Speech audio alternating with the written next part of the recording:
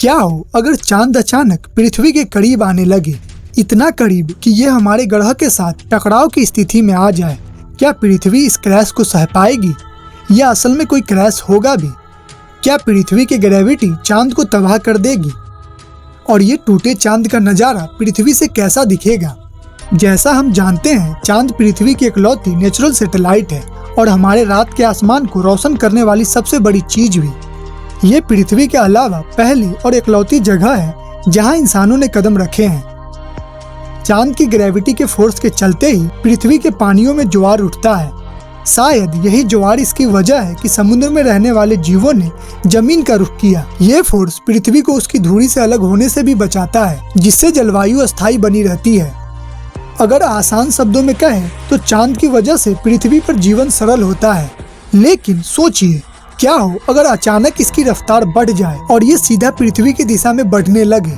जैसे ही चांद रोस लिमिट तक पहुंचेगा, पृथ्वी को तबाह करने के उसके प्लान की धज्जियां उड़ जाएगी। बट वो कैसे? क्योंकि चांद पृथ्वी तक पहुंचने से पहले खुद बिखर जाएगा और पृथ्वी की सतह तक नहीं पहुंच पाएगा। और ये हमारे लिए एक देखने लायक नजारा होगा, जैसे India versus Australia cricket match. लेकिन जरा रुकिए, आखिर ये रोस लिमिट है क्या? अंतरिक्ष विज्ञान में ये वो पॉइंट होता है जहां सैटेलाइट को रोके रखने वाली ग्रेविटी उसे खींच रहे ज्वार के फोर्स से कमजोर होती है। दूसरे शब्दों में, चांद हमारे ग्रह के पास केवल 18,470 किलोमीटर की दूरी तक ही आ सकता है। इसके बाद धमाका, ज्वार से पैदा होने वाले फोर्स से ये तबाह हो जाएगा।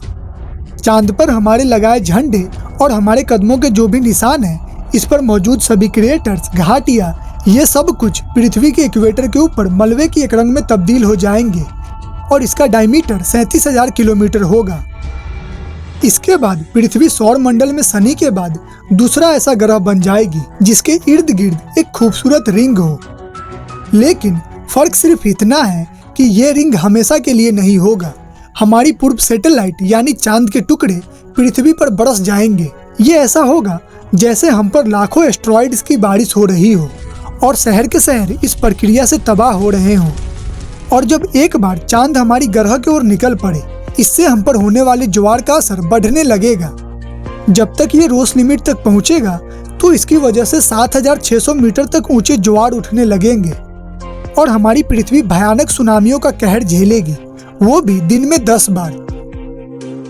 लेकिन अगर आप एक सर्फर हैं तो आप कुछ वक्त के लिए कुछ मजेदार लहरों का लुत्फ उठा सकेंगे। वहीं दूसरी तरफ ये ग्लोबल वार्मिंग का समाधान बन सकता है। चांद के करीब आने से पृथ्वी का रोटेशन तेज हो जाएगा, हमारे दिन छोटे होते चले जाएंगे, वैश्विक तापमान गिर जाएगा और किसी को भी जलवायु परिवर्तन की चिंता करने की कोई जरूरत नहीं होगी। बशर्ते एस्ट्रॉइड्स पृथ्वी को जलाकर न रख दे, फिर तो किसी भी चीज की फिक्र करने की जरूरत नहीं है। लेकिन मैं तो वैसे भी इसकी चिंता न करूं, और वो क्यों? क्योंकि चांद हमसे हर साल 4 सेंटीमीटर की दर से दूर जा रहा है। तो ये मुश्किल है कि हमें पृथ्वी पर शनि जैसी खूबसूरत रिंग देखने को मिले।